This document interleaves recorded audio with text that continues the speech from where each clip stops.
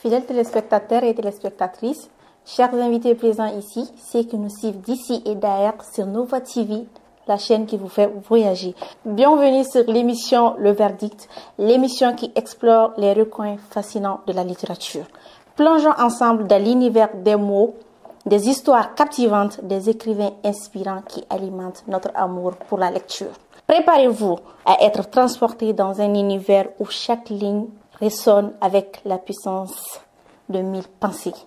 Car ici, la magie des mots est notre guide ultime. Chers invités et téléspectateurs, apprêtez-vous, nous allons décoller, voyager à travers le monde de la littérature grâce à cette émission, Les Verdicts. Aujourd'hui, sur ce plateau, nous avons avec nous un talentueux écrivain qui est passionné par la lecture et l'écriture. Je vous invite à regarder son portrait juste après le jingle. Mahamadou Issa Samaké est originaire de Séliba Djitoumou, un village situé à une trentaine de kilomètres de Wélé-Sébougou. Il quitte son village après l'obtention d'IDF pour continuer ses études. Il obtient son BTD en 2012 en technique de comptabilité, son baccalauréat en 2014 comme candidat libre, une licence en technique de commercialisation à l'UG en 2018. Et une autre licence en finance comptabilité en 2020. Il est enseignant vacataire dans l'enseignement secondaire général, technique et professionnel. Passionné de la littérature, il fonde avec des amis le club de lecture Kalamblo qu'il préside. Mahamadou Issa Samaké est membre de plusieurs autres associations. Il se lance dans l'écriture et publie Ma meilleure université en 2021 chez Innov Éditions. Les dilemmes quand la médecine moderne et la géomancie se prononcent qu'est décidé chez la même maison en 2022. Et enfin son dernier ouvrage, Les grains de vieux. Bienvenue à nouveau sur les plateaux Nova TV, Voyager en ligne. Comme vous venez de voir tout de suite le portrait brillant de notre invité du jour, Monsieur Mahamadou Issa Samaké. Il est auteur, écrivain de 3 œuvres. Ma meilleure université en 2021, Le dilemme quand la médecine moderne et la géomancie se prononcent qu'est décidé, et enfin Le grain des vieux qui sera exposé tout à l'heure. À ma gauche, j'ai l'équipe jury, Monsieur Bala Diakité, enseignant au supérieur et est passionné par l'écriture et la lecture. Il est l'auteur du roman coréen Un destin ambigu. Au milieu, nous avons Madame Diaye Fatoumata Tangara, consultante en plusieurs domaines, notamment en marketing, communication et divers, promotrice d'école et chef d'entreprise. Elle est aussi écrivaine car elle est préfacière du livre Ma meilleure université de notre invité du jour, Monsieur Mahamadou Issa Samaké. Elle fait également au quotidien le mentorat des jeunes pour leurs projets professionnels. Bienvenue. Et enfin, nous avons Monsieur Serge Cyril Coco. Il est poète, écrivain, enseignant et critique littéraire, auteur de plusieurs ouvrages en français, anglais, espagnol, dont nous aurons l'opportunité de les découvrir certainement dans cette émission. Ces personnes qui sont tous experts selon leur domaine vont constituer l'équipe jury de cette émission Les Verdicts. Ils seront chargés de critiquer, questionner, d'accuser ou d'acquitter l'auteur en question. À présent, sans plus tarder, nous appelons à la barre Monsieur Mahamadou Issa Samaké à nous exposer son livre Les grains des vieux devant le tribunal littéraire. Vous êtes à la barre. D'accord, merci à vous, Madame la présentatrice, pour la présentation de ma modeste personne. Je salue la présence des brillants membres du jury qui auront la tâche de me juger. Et comme vous le savez, de m'acquitter, soit de me condamner. Quels que soient les verdicts, je les recevrai avec plaisir. Je salue l'initiative de cette émission qui vient combler un vide. Moi, je l'ai toujours à le dire. Nous sommes dans un monde où les jeunes se mettent à écrire de plus en plus. Il est très important d'écrire, mais il est aussi important de savoir quoi écrire, parce que l'écriture, c'est une œuvre éternelle. Les livres vont rester derrière nous ici. Donc, il est important qu'on fasse des productions de qualité Et quand on produit et qu'on est tout le temps félicité sans pour autant qu'il y ait des gens qui émettent leurs critiques sur nos œuvres, parfois on peut penser que tout ce qu'on écrit est bien alors qu'il y a des erreurs, il y a des parties à améliorer, des parties à corriger. Je crois que cette émission bien comblée, c'est 8 Liberty. Je suis très content d'être le premier invité. S'agissant de livre en question, Les Grains des Vies, c'est un roman, d'abord, un roman de 120 pages qui a été qualifié par un ami comme étant un roman rural, parce que ça parle des réalités du milieu rural.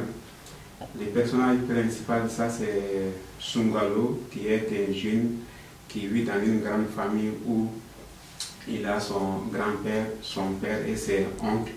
Et lui, il est l'aîné des enfants, de la lignée des enfants.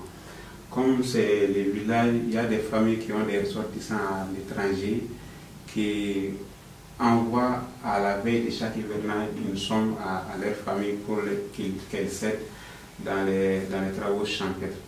Et quand les oncles de Sungalo, chaque fois entendent les échos de ces gestes, se mettent à critiquer leurs enfants, leur dire que ce sont des vauriens, ils ne valent rien parce que tout le temps ils sont au village là-bas.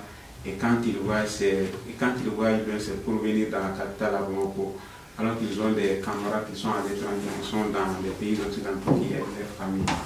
C'est cette parole qui va beaucoup blesser Sungalo en tant que l'aîné des fils. Il va demander à partir à sa maman, comme on était en plein hivernage, la maman va lui refuser, va lui demander de rester, d'attendre la fin de l'hivernage. Donc à la fin de l'hivernage, il va revenir à la charge, il va partir à l'étranger, il va travailler durement pour aider la famille, mais il va revenir malade de son voyage parce qu'il était épuisé, les conditions climatiques, les efforts qu'il a fournis, il reviendra malade et il va finir par succomber.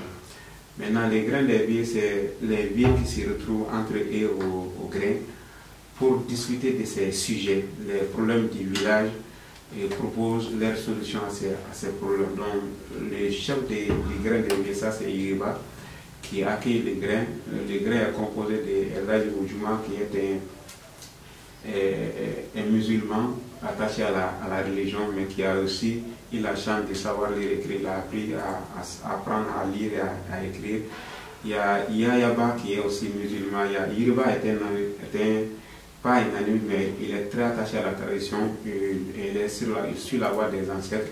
Il y a Nyagaba aussi qui est un traditionnaliste qui est très attaché à la tradition. Il n'est ni musulman, ni fétichiste, mais en tout cas, il suit aussi le chemin des ancêtres.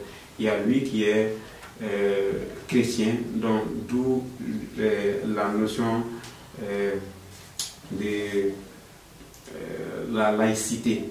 Le concept de laïcité, c'est des gens qui n'ont pas la même religion, mais pourtant qui s'entendent, qui échangent, qui critiquent. Vu que l'hivernage avait tardé à commencer, il y a des critiques, la question a été abordée au grain. Elle a eu critiqué que lui il écoutait à la radio et on parlait de changement climatique. On disait qu'il y a des grandes industries qui produisent beaucoup et leur production émet des gaz à effet de serre, ce qui pollue la couche d'ozone, ce qui fait qu'il y a un bouleversement des saisons. Mais Yiriba qui est là, qui est vraiment quelqu'un qui est très attaché à la tradition, dit qu'il n'en est rien. Ça, ce n'est pas vrai. Ce changement n'a aucune cause scientifique. Pour lui, c'est les mœurs qui ont changé plutôt. Parce qu'auparavant, il y a beaucoup de choses qui ne se faisaient pas. On pouvait passer toute sa vie sans entendre qu'une fille a eu des enfants hors mariage. On pouvait passer toute sa vie sans entendre que telle personne a volé, mais ce sont des pratiques qui se font couramment et les auteurs s'en montrent d'ailleurs fiers et s'en inventent. Donc ça, c'est des choses qui révoltent les dieux, et c'est les dieux qui sont en train de nous punir, sinon il n'en est rien des changements climatiques. Donc ça, c'est ce sujet qui va animer les débats et chacun va de son côté demander à prier. Il y a Elhadji qui va dire que après la prière, ils vont demander à Dieu d'avoir pêché, de faire en sorte qu'il puisse pleuvoir. Il y a Yiriba aussi qui dit qu'il va aller sacrifier un coq rouge et un coq blanc au man des ancêtres pour qu'il puisse pleuvoir. Il y a lui aussi de son côté qui dit qu'il va aussi prier les martyrs pour qu'il puisse tu vois. Donc, tout compte fait, chacun est parti. Est-ce c'est les chrétiens qui a prié, est-ce c'est les musulmans qui a prié, est-ce c'est les traditionnels qui a fait ses sacrifices. En tout cas, le lendemain, il avait abondamment plu et nous étions déjà entrés dans l'hivernage. Après, il y a eu la récolte qui n'a pas été à la hauteur des attentes, vu que les changements climatiques et l'actualité, l'hivernage commence assez tardivement et finit prématurément. Les récoltes n'étaient pas assez bonnes. Et il se trouve que dans les villages, il y a une tradition. À la fin de chaque hivernage, on célèbre une fête qu'on appelle le Folaka, qui consiste à manifester sa joie après les récoltes et à rendre hommage à Dieu ou au Dieu si vous voulez. Il y a d'autres traditions qui sont faites, notamment les chissons, qui consistent à rendre hommage aux carités quand ils donnent beaucoup de noix de carité. Donc il y a des fêtes traditionnelles qui sont là, qui donnent lieu à beaucoup de gaspillage d'argent et des biens qui pourraient servir à autre chose. Donc il y a ces fêtes-là qui sont remises en cause par le gré. Il y a des solutions qui sont proposées par les vieux. Il y a la question de la migration, parce que le phénomène a gagné les villages. Il y a Yaba qui a perdu son fils dans la mer, un fils qui avait pourtant une femme qui avait un enfant, mais qui a emprunté les chemins de la migration qui est décédé. Il y a un autre dont le fils a été capturé par les terroristes qui ont demandé à ce que son papa paye des rançons. Il a été obligé de vendre ses débits à la veille de l'hivernage pour payer les rançons. Donc il y a ces phénomènes qui sont abordés par les vieux. Il y a des propositions de solutions qui sont faites aussi. Il y a également la question de l'éducation. Un conflit intergénérationnel, parce qu'il y a un vieux qui a perdu sa chèvre. Le vieux en question est parti se plaindre auprès du chef du village. Il se trouve que le lendemain, à la veille, il y avait une animation, c'était le mariage, il y avait une animation une grande animation d'un DJ qui avait donné lieu à beaucoup de farotas. Il y a des jeunes qui ont fait des promesses d'argent, il y en a qui ont donné des 5 000, des 10 000. Or, on sait que les villages, c'est un lieu où il n'y a pas assez de sources de revenus pour que les jeunes puissent se permettre d'avoir autant d'argent et de les gaspiller. Donc, on les reproche d'avoir volé, d'être coupables de ces vols. Les vieux se sont réunis pour interdire l'animation des DJ lors de mariage. Les jeunes se sont révoltés, refusant de participer aux travaux champêtres si jamais l'interdiction n'est pas levée. Les vieux sont revenus sur leur décision et ont fait une autre proposition qui a arrangé les deux parties. Maintenant, compte tenu de tous ces problèmes, il a été suggéré qu'une assemblée générale du village soit convoquée. Et c'est à la suite de cette assemblée générale que les jeunes vont se lâcher, vont dire tout ce qu'ils ont sur leur cœur, parce que le chef du village avait annoncé que la barrière d'âge est révolue. Donc il n'y a pas question d'âge. Tout le monde, la liberté d'expression est totalement admise. Chacun dit ce qu'il veut en tout respect, sans insulte, et personne ne sera sanctionné pour ses propos. Donc c'est les jeunes qui vont se mettre à critiquer les vieux, parce que c'est eux qui sont à la cause de la migration, parce que les enfants qui restent au village ne sont pas respectés. On pense que ceux qui sont partis, qui envoient la sont des enfants bénis, alors que ceux qui sont restés au village sont des maudits et ne valent rien. Donc, on accuse les vieux d'être à l'origine de cela. Aussi, il y a aussi des jeunes qui se plaignent, parce que quand on est au village, on est agriculteur, on n'est pas valorisé, on est considéré comme étant un pauvre. Et parfois, les familles ont tendance à donner leurs enfants au mariage à ceux qui sont soit à l'étranger ou soit à ceux qui vivent dans la capitale. Les jeunes qui sont au village ont du mal à trouver de plus en plus d'épouses, et on reproche aussi aux chefs de famille ces comportements. Donc il y a beaucoup de cas qui sont soulignés. Il y a des propositions de solutions, notamment faire en sorte qu'il puisse exister des entités de production, des formations en savonnerie, en menuiserie, l'accompagnement technique en technique de maraîchage, pour que les jeunes puissent faire d'autres sources de revenus qui pourraient les empêcher d'aller à la migration. Il y a aussi la question du barrage des terres cultivables, parce que la capitale s'étend vers les villages. Il y a des riches malins qui qui partent acheter des dizaines d'hectares au village à bas prix, qui emploient un titre foncier. Il y a ces bradans qui commencent à gagner des villages. Donc, il y a aussi cette question qui avait été abordée et le chef du village a vivement condamné tout acte tendant à vendre ne serait-ce qu'un seul centimètre de la parcelle du village. Donc, il y a aussi ces problèmes qui sont évoqués, des solutions évoquées. Mais au milieu de tout cela, il y a le centre de santé du village qui est en mauvais état. Il n'y a pas de médecins qualifiés, il n'y a pas de pharmacie. Personne n'en a fait cas. Il y a aussi l'école du village qui est en mauvais état. Certaines battants de certaines classes sont carrément absentes, sont cassées. Il n'y a pas suffisamment il y a un manque d'enseignants. Personne n'en a parlé. Donc c'est pourquoi à la fin, il y a cette question qui se pose. Et si on se trompait des projets de développement, et si on se trompait des priorités. Donc ça, c'est globalement le résumé que je pourrais faire des livres.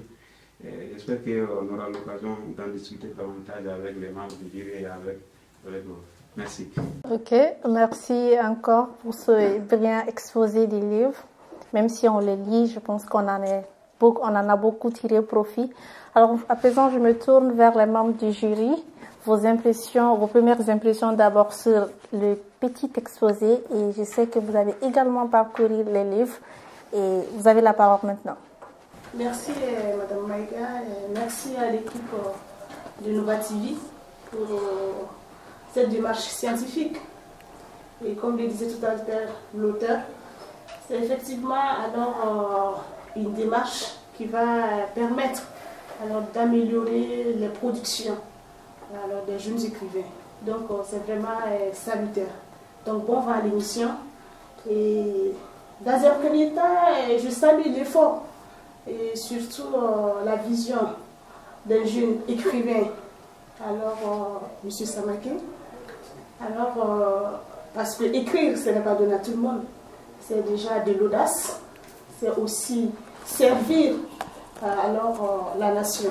Parce que comme je disais tout à l'heure, un écrit est appelé à rester, et surtout pour les jeunes générations qui vont regarder.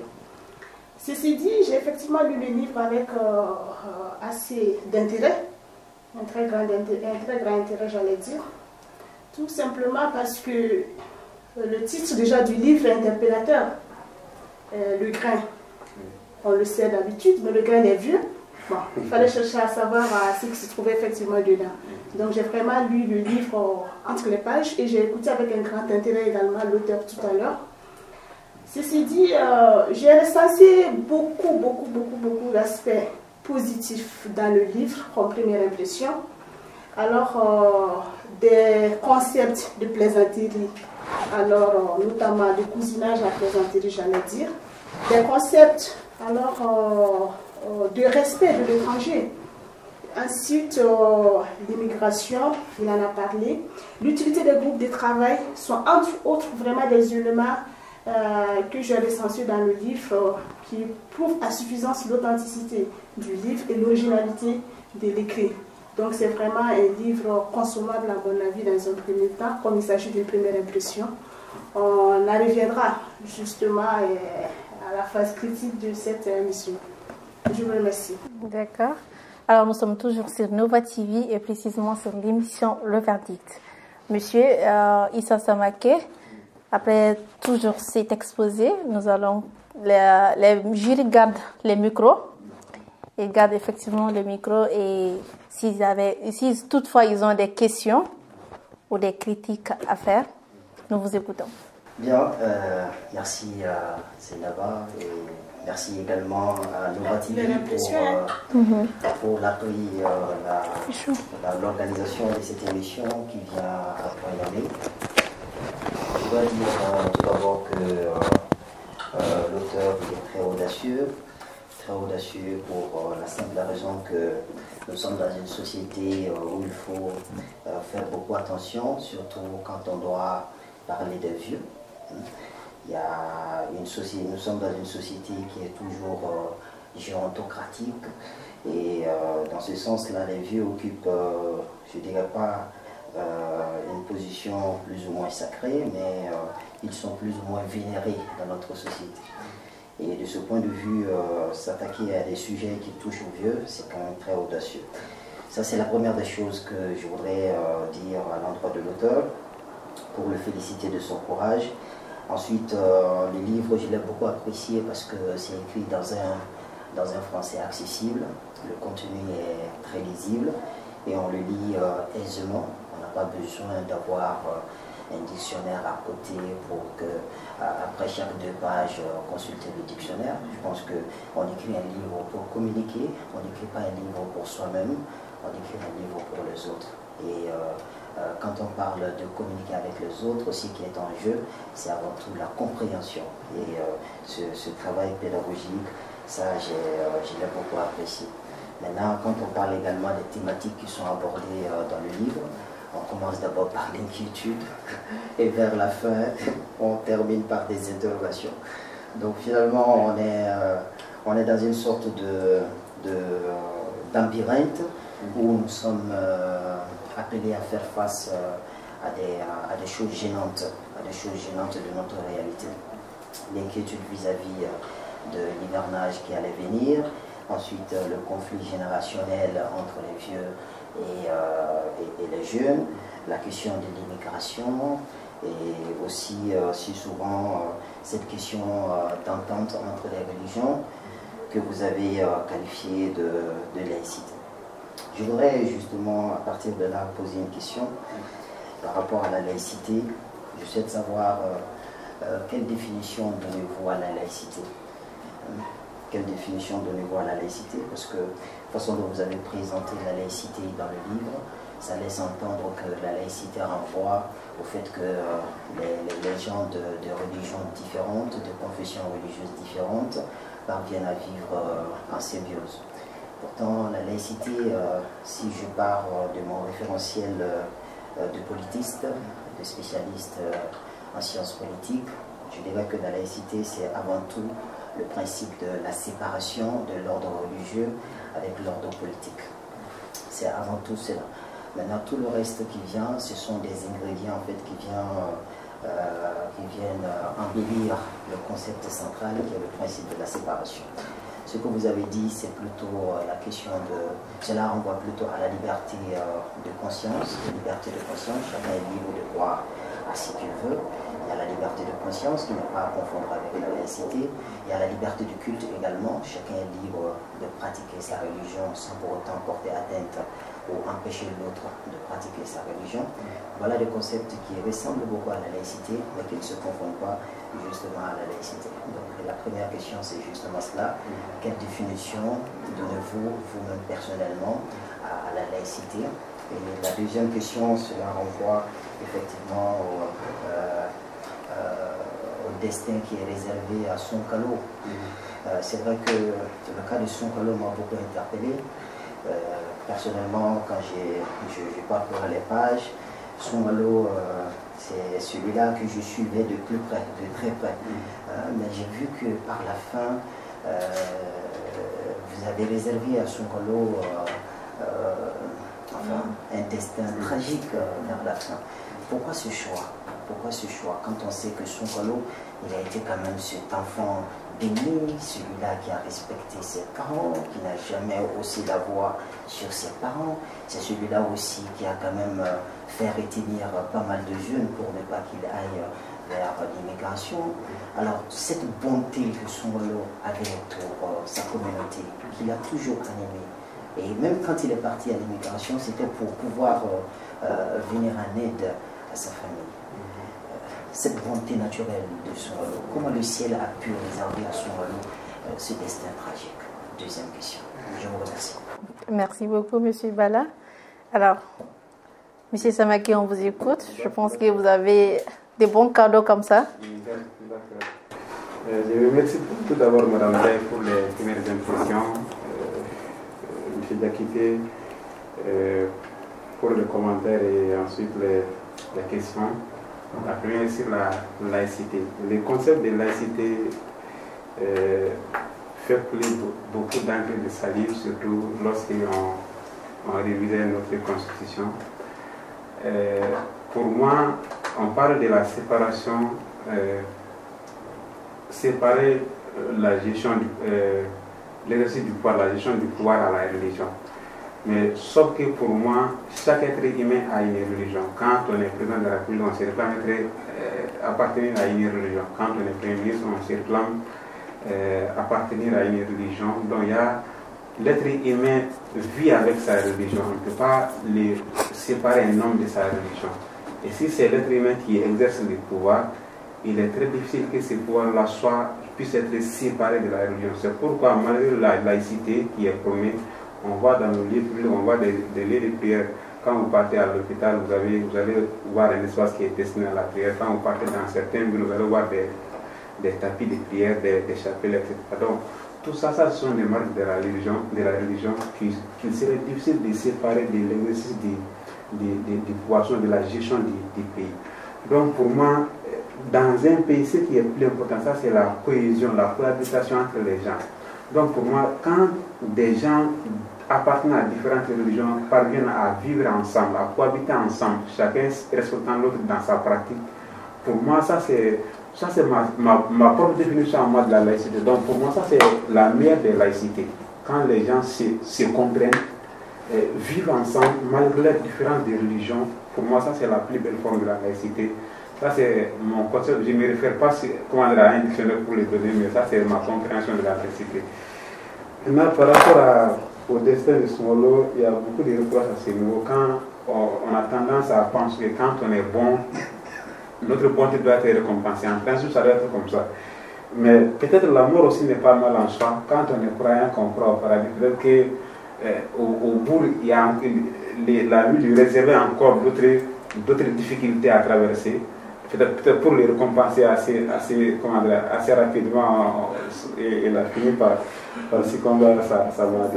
C'est vrai, mais c'est aussi une leçon. C'est de faire comprendre aux gens qu'on doit parfois savoir résister à la pression.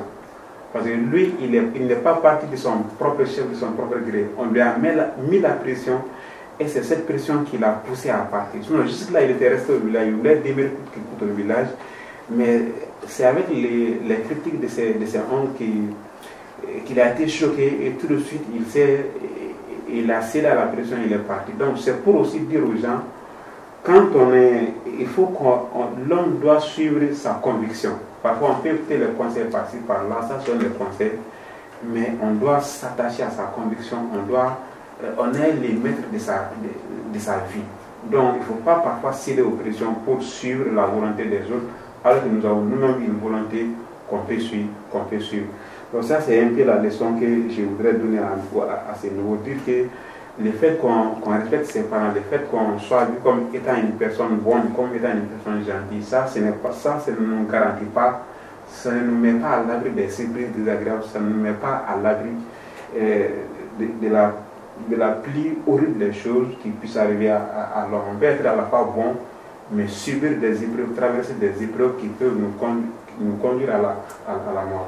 D'accord, Monsieur Bala, vous voulez qu'il argumente encore ou bien vous êtes déjà satisfait de ces réponses? Oui, les réponses, je trouve que c'est acceptable, mais la question de la laïcité, je pense que j'aurai un débat avec lui par rapport à ça. Hein. C'est vrai que, après tout, c'est pas ça la laïcité. Hein. Et nous sommes vraiment dans un pays où il y a beaucoup d'amalgame à ce sujet. Je pense que la révision constitutionnelle dont vous avez fait allusion tout à l'heure, je pense que le constituant aurait pu être beaucoup plus courageux et dire clairement que la laïcité, c'est vraiment la séparation de l'ordre politique avec l'ordre religieux. Et tant qu'on est dans cet amalgame-là, finalement, on ne va pas s'en sortir. C'est vrai que la religion, quelque part, on est tous religieux, naturellement, on croit en quelque chose, mais il ne faut pas oublier que la religion est quand même très récente dans l'histoire de l'humanité. Et aujourd'hui, on s'accommode avec parce que quelque part, ça nous console, quelque part, la religion est une sorte de refuge pour nous face aux difficultés de la vie. Mais qu'à cela ne tienne, dans les affaires politiques, on va faire la part des choses entre ce qui appartient à la religion et ce qui appartient à la politique. Il y va pour l'intérêt général de la société. J'espère que cet apport est bénéfique pour vous et que vous en tiendrez compte lors de vos prochains écrits.